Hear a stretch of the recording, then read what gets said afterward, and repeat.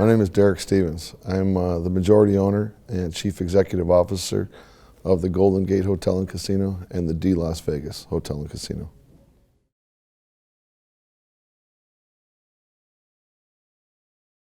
Well, I guess that I'd have to cover it in two ways. First off, I would say it would be fair to say that we really try to take a look at some opportunities, and once we develop the strategy, I would say at that point, myself and my inner circle team, we spend a good amount of time being consensus builders. I think buy-in from at a certain level of management is critical to move forward. And once we figured out where we want to go, we spend a little bit of time getting that consensus built and getting everybody going down the same page.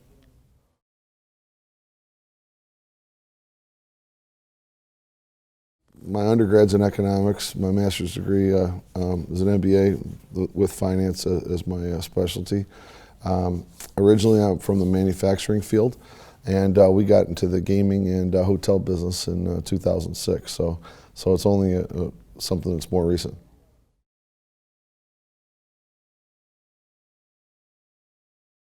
Well, I would say we've had a few impressions. In 06, 07, that was still when the economy was booming, and then all of a sudden the economy just dropped off.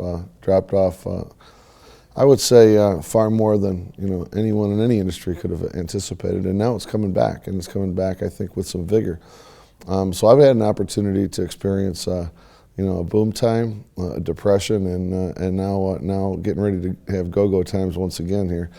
I would say my overall impression has been good. I enjoy the gaming business. I enjoy the type of people you meet.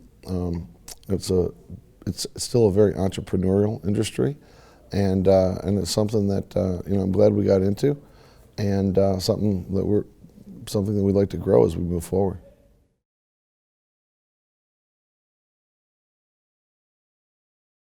Since I've been downtown, I would say that we've seen quite a bit of change, and I wouldn't say it's any one person. There's a number of things happening. With the prior mayor, Oscar Goodman, really being the biggest cheerleader for not just the city of Las Vegas, but all Las Vegas in general. He really helped spur things on. And now that there's been a transition to Carolyn Goodman, she's in her third year already. I would say the city of Las Vegas officials have been very helpful and very progressive in really trying to grow the downtown businesses. Obviously, casino and hotels are the lead businesses, but now some of that's really developing, and what you see with what's taking place on Fremont East. And personally, I've gone to over 100 grand openings over the course of the last 18 months. It's amazing how much energy is showing up downtown. Obviously, Tony Hsieh and Zappos and the downtown project have had a big impact. And with the new city hall, allowing Tony to really move his old world headquarters into downtown, and then you bring some cultural element with the Smith Center. And then all the new restaurants and things like this has really made downtown something special.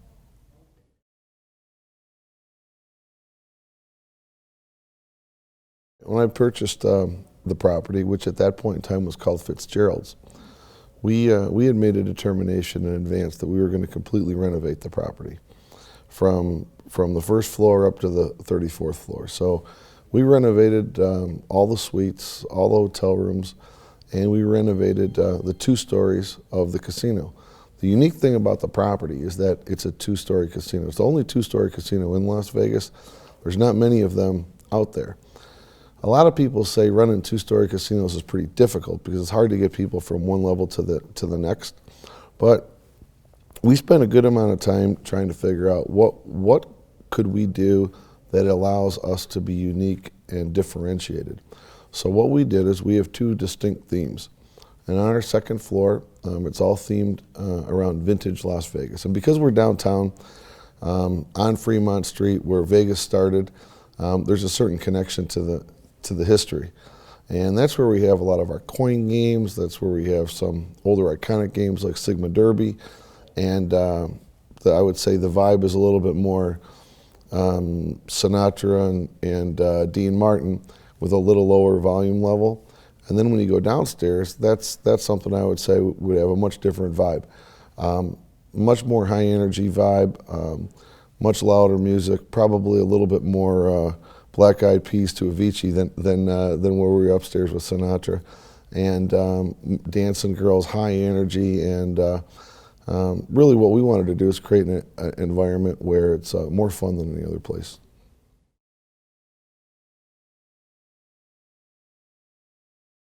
I would say with what we've done, we've really focused in on downtown and in our two properties. I mean, the Golden Gate, which was my first property, that's the oldest building in all of Las Vegas. The building's from 1906. We spent a good amount of time just trying to make sure that we enhanced the fact that it's really a cultural icon. And then with the D now, like I just described, that's something that's a little bit newer. You know, things on the Strip or things on a locals casino like around the Vegas Valley, I think some of those demographics would be a little different, and therefore you'd want to design something differently. I mean, our customer base is still 80% tourists, so we really try to hit the tourists up with a wow factor that they don't forget. So I think you really have to be careful when you put together a theme and a design that it's appropriate for who you think your customers are going to be.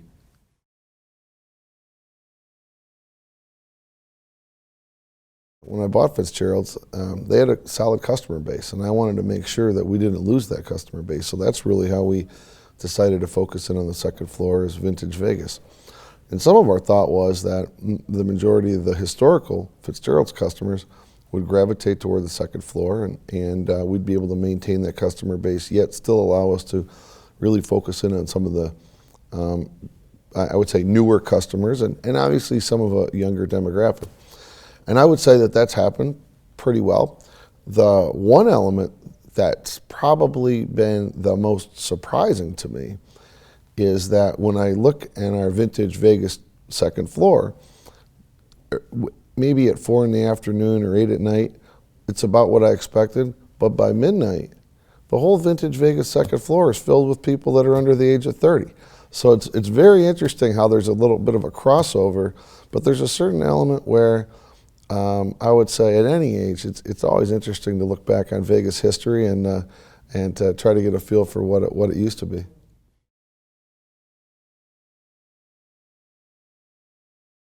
You know, there's something to it. I mean, our first floor is a lot more LED. Our second floor is a lot more neon. You know, it doesn't really matter how old you are or whatnot. There's something about Vegas neon that's an attraction.